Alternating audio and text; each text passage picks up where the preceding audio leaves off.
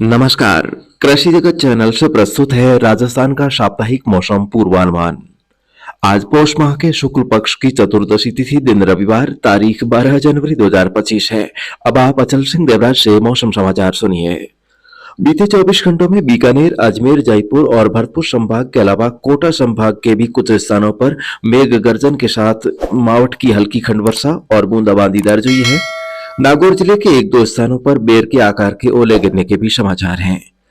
आज दोपहर से पहले पंजाब और हरियाणा राज्यों से सटे बीकानेर संभाग और शेखावटी क्षेत्र के कुछ स्थानों पर बादल छाए रह सकते हैं। साथ ही कहीं कहीं हल्की रिमझिम बौछारें भी पड़ सकती है। शेष भागों में मौसम शुष्क रहने का पूर्वानुमान है। आज का बुलेटिन रिकॉर्ड किए जाने के समय भारत मौसम विज्ञान विभाग से प्राप्त जानकारी के अनुसार गुजरात से लगते इलाकों को छोड़कर शेष जोधपुर, बीकानेर, उदयपुर, भरतपुर, कोटा, जयपुर और अजमेर संभाग के अधिकांश जिलों में घना व अति घना कोहरा छाया हुआ है, जिससे दृश्यता काफी कम है।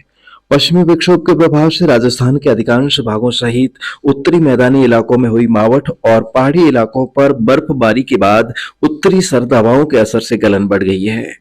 मौसम विभाग के अनुसार मौजूदा विक्षोभ का असर आज समाप्त होने के साथ ही अगले 24 घंटों में न्यूनतम और अधिकतम तापमान में 2 से 3 डिग्री सेल्सियस की गिरावट आने की संभावना है, जिससे रात्रि में तेज ठंड और दिन में भी ठिठुरन बनी रहेगी। ऐसे में स्कूली बच्चों और दिहाड़ी मजदूरों को परेशानी का सामना करना पड़ सकता है। विभाग के अनुसार अगले 2-3 दिन मौसम शुष्क रहेगा तथा घना कोहरा छाए रहने की संभावना है। तत्पश्चात एक नया पश्चिमी विक्षोभ 14-15 जनवरी को सक्रिय होने की संभावना है। इसके आंशिक असर से कल से ही पश्चिमी राजस्थान के बीकानेर और उससे सटे जोधपुर संभाग के सीमावर्ती जिलों में आसमान में पतली परत वाले ऊंचाई वाले हल्के बादल दिखाई दे सकते हैं। मकर संक्रांति के दिन मध्य प्रदेश से सटे कोटा और उदयपुर संभाग में बादल छाए रहेंगे और 15 जनवरी को बादलवाई का असर कोटा, उदयपुर संभाग सहित भरतपुर, जयपुर, अजमेर, बीकानेर और जोधपुर संभाग के कुछ भागों तक भी फैलने की संभावना है। इस दौरान 15 जनवरी की शाम को कोटा संभाग और उदयपुर संभाग में कहीं कहीं हल्की बूंदाबांदी हो सकती है। 16 जनवरी को कोटा, भरतपुर और जयपुर संभाग के अनेक स्थानों पर मेघ गर्जन के साथ रिमझिम तो कहीं झमाझम मावठ होने का पूर्वानुमान है। 17 जनवरी को पश्चिमी विक्षोभ का असर समाप्त होते ही फिर से समूचा प्रदेश घने कोहरे की आगोश में आ सकता है। 18 जनवरी को एक और नया पश्चिमी विक्षोभ तैयार होने की संभावना है, जो 19 से 22 जनवरी के बीच उत्तर पश्चिम भारत के भागों को तंग करेगा। इस विक्षोभ के असर से 21-22 जनवरी को एक बार फिर से पश्चिमी राजस्थान में अच्छी मावठ हो सकती है। फिलहाल अगले एक सप्ताह तक हवाओं की दिशा उत्तरी रहने की संभावना है। किसान भाई तापमान में गिरावट को देखते हुए फसलों में सिंचाई और उर्वरक देने का कार्य जारी रखें। 2 दिन बाद दक्षिणी पूर्वी राजस्थान में मौसम खराब होने को ध्यान में रखते हुए वहां के किसान भाई स्प्रे इत्यादि के कार्य को स्थगित रख सकते हैं। पश्चिमी राजस्थान के किसान भाई फसलों में रासायनिक छिड़काव, निराई गुड़ाई और प्याज रोपाई का कार्य जारी रखें। इसके अलावा पशुपालक भाई सर्दियों के मौसम में दुधारू पशुओं के स्वास्थ्य और उनके खान पान का विशेष ख्याल रखें। साथ ही उनकी हर गतिविधि पर भी नजर बनाए रखें। आप समझदारों को इशारा ही काफी है। इस संबंध में आज बारी है विशेषज्ञ परामर्श की। तो AIR जोधपुर द्वारा प्रायोजित इस अंक में आज का विषय है दुधारू पशुओं की नस्ल सुधार। चर्चा करूं पहले अपन और ठावणो चीज है कि नस्ल सुधार है कई।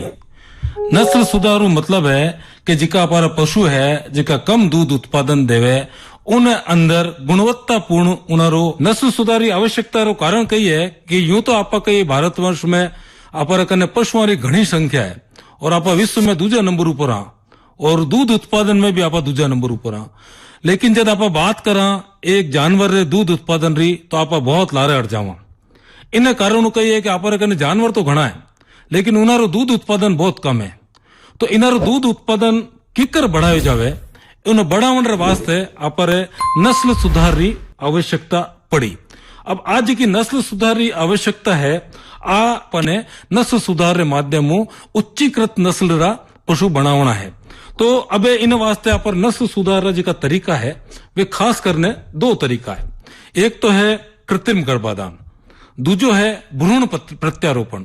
जो कृत्रिम गर्भाधान रो है, कृत्रिम गर्भाधान यूं आप हर अस्पताल में सुविधा उपलब्ध है, पर पहले कृत्रिम गर्भाधान रो मतलब कई वे यूं आप पुराना जमानो आप देखा जदे भी आप जानवर पाड़ा आवे तो आप उन्हें हांडिया रे कने या भैंस हो तो पाड़ा रे कने लेन जावा उन्हें गर्भ ठहरावन वास्ते उन्हीं जगह अब साइंस विज्ञान रे जगत में कृत्रिम गर्भाधान यानी जिन टाइम आप जानवर पाड़ा हुए उन्हें कृत्रिम गर्भाधान विधियों सुई रे माध्यम गर्भ ठहरायो जावे इन विधि ने आप कहवा कृत्रिम गर्भाधान।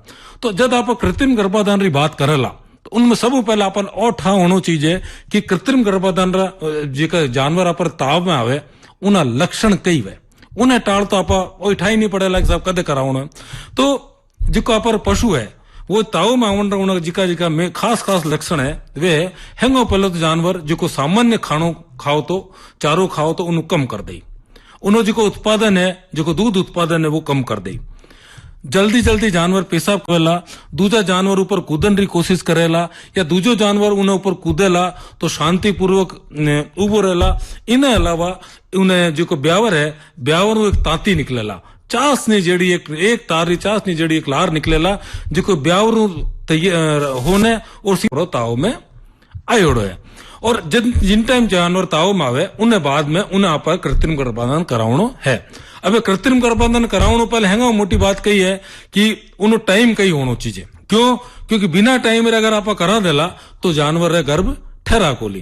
तो इन वास्ते जानवर सामान्यतः जानवर जो ताव है हीट पीरियड जिन्हें कह करे आप वो 24 घंटा आसपास हो करे। और मैं कहवा कि जानवर ने जो हुई लगवानी है वह उतरता पाले लगवानी चाहिए। यानी उतरता पाड़ा रो मतलब है कि चूंकि मैं कहो आपने कि 24 घंटे रे आसपास जानवर रो पाड़ो रहे तो 24 घंटों मतलब है कि 18-24 घंटा रे बीच में अगर आप जानवर ने हुई लगवावला तो आपने उन्हें उत्कृष्ट रिजल्ट मिलेला। इन आधार पर और जो हुई मैं लगावला वह एड़ा पशुरी हुई है जिन्हों दूध उत्पादन जिनी माता रो दूध उत्पादन उन नस्ल रो बेस्ट वे यानी कि 300 दिन रे अंदर उन्हों जी को दूध उत्पादन हुए 3000 लीटर उभारे हुए। यानी अगर उन्होंने एक दिन रो दूध उत्पादन देखी जाए जिन टाइम वो अधिकतम दूध देवे उन टाइम 14, 15 और 16 लीटर दूध टाइम दिन रो देवे। यानी एड़ा पशुआ रो देसी पशु री बात करूं मैं हुक्म सा तो देसी पशुओं में एड़ा जानवर हो सीमन जिको वीर रे बीज वह मैं कृत्रिम गर्भाधान रे माध्यम हूं उन पशु रे मायने छोड़ा। इन विधि रे माध्यम जिन गाय रे आपा हुई लगावेला कृत्रिम गर्भाधान करेला उन गाय रे ऊपर तो कोई फर्क नहीं पड़ेला। लेकिन उन्हों जी की संतति आपने प्राप्त होएला या जी की टोगड़ी आपर आवेला वह जिन टाइम ब्यावेला तो उनो दूध जी को है 100% आपारे माऊ ज्यादा दूध उत्पादन उनो होएला। तो इन आधार ऊपर आप कोई भी जानवर ने अगर उन्हें नस्ल सुधार करनी है तो यूं नियमित रूप से लगातार आप अगर जब उच्चीकृत नस्ल रे हांडे रे बीज अगर आप नियमित रूप में कराला तो और जिको कम कम 6 पीढ़ी रे बाद में वो वास्तव में प्योर नस्ल जेड़ो उनो बच्चों तैयार हो जाए। वो तो है सा कृत्रिम गर्भाधान विधियों आप नस्ल सुधार कार्यक्रम। इन अलावा जो दूसरी विधि है वो है भ्रूण प्रत्यारोपण। भ्रूण प्रत्यारोपण हालांकि बहुत बढ़िया तकनीक है पर वर्तमान में आ तकनीक कही है कि अनुसंधान केंद्र रे ऊपर ही ज्यादा विकसित है। कारण कही है कि इन वास्ते क्योंकि इन विधि ने अपनावन वास्ते सावधानियां घनी रखनी पड़े चीजारी बहुत जरूरत पड़े और इसमें पाया भी ज्यादा खर्च हुए इन मायने इन वास्ते अनुसंधान केंद्र तक सीमित है और अजय तक फील्ड लेवल या निचले लेवल तक आई को नहीं। पर क्योंकि नई तकनीक है इन बारे में भी मैं आपने थोड़ी सी विस्तृत जानकारी देनी चाहूं। इन मायने कही है कि एक पहले जिके पर बहुत ज्यादा बढ़िया दूध देने वालों जानवर है कोई नस्ल रो उन्हों चयन करने और उन्हें कृत्रिम तरीका इंजेक्शन लगाने उन्हें पाले लावन रे हाथे उन्होंने कही है कि इंजेक्शन रे माध्यम एक हाथे 12-15 अंडा एक हाथे तैयार हुए। यानी कि 12-15 अंडा जब एक हाथे तैयार वेला उन्होंने पचे कृत्रिम गर्भाधान करेला आपा तो वे 12-15 अंडा एक हाथे निषेचित हो जाये। तो जिन टाइम में निषेचित हो जाये 6 से 7 दिन बाद वे भ्रूण में तैयार हो जाये। पच इन जानवर रे अंदर जिका भ्रूण तैयार पशुओं ने आपा हाथों हाथ उन्हें कने हाथ तैयार रखा। जिन टाइम उन मादा ने इंजेक्शन लगाने अंडा देवंड वास्ते तैयार करा उन्हीं टाइम ए जिका नकारा पशु है इनारे भी टीको लगाने उन्हें तैयार करा ताकि दोनों री अवस्था एक जड़ी बराबर रहे। जिन टाइम इन अंडाओं इन जिन पशु ने आपा कृत्रिम गर्भाधान कियो उन्हें भ्रूण इकट्ठा करेला वे भ्रूण इकट्ठा करने पचा उन्होंने अलग अलग करने पर अलग अलग गाय रे ठहरावन री कार्रवाई करा। इन आधार पर आप कही है कि एक गायों एक बार में आप 15-18 जानवर उच्च नस्ल रा प्राप्त कर सका। वे भी एड़ा गाया जिकी नकर आई, जिका आपर दूध देवन रे वास्ते काम रही नहीं, जिका उवाड़ा खराब हो गया था या बेकार हो गया था, उन नस्ल रे जानवरों जानवरों ए भ्रूण उन्हें मारे प्रत्यारोपित करने पचे उन्हें 9 महीना रे वास्ते विकसित करावा पचे 9 महीना बाद जिन टाइम वे ब्यावेला तो वे जिका बच्चा या बच्ची आपर कने प्राप्त होवेला टोगड़ा या टोगड़ी वे उच्च नस्ल रा वेला। और जिन टाइम वे पाचा ब्यावेला उन टाइम उनारो जो को दुग्ध उत्पादन वेला वो मतलब उच्चीकृत उनारो उत्पादन जिको ही मारे जिको जिन मारे आपा भ्रूण आपा कलेक्ट किया था, इकट्ठा किया था, उन मारे दूध बराबर उन्हीं लेवल रो उनारे बच्चा रे अंदर दूध उत्पादन वेला। क्यों? क्योंकि मारो दूध उत्पादन भी अच्छो और जिको हांड आपा काम मिलो, जिनो बीज काम मिलियो, उनो बीज भी उन्हीं मातारो दूध भी उच्चीकृत श्रेणी रो हो, जिको मैं बतायो आपने कि 300 दिन रे मायने लगभग 3000 ऊपर जिको दूध देव तो एड़े जानवर रो जिको बीज लियो और एड़ी गाय रे ये अंदर आप उन्होंने निषेचन करायो, उन्होंने भ्रूण इकट्ठो करने जिका आप स्थानांतरित किया है, तो आप कने जिका संतति आवेला वह उच्च श्रेणी री संतति आवेला। तो दोस्तों, पशुपालक भाइयों के लिए इस उपयोगी जानकारी के साथ ही कृषि जगत चैनल से प्रसारित आज के मौसम समाचारों के अंक का समय अब समाप्त हो रहा है। कल सुबह हमारी फिर से होगी भेंट, तब तक के लिए आज्ञा दीजिए।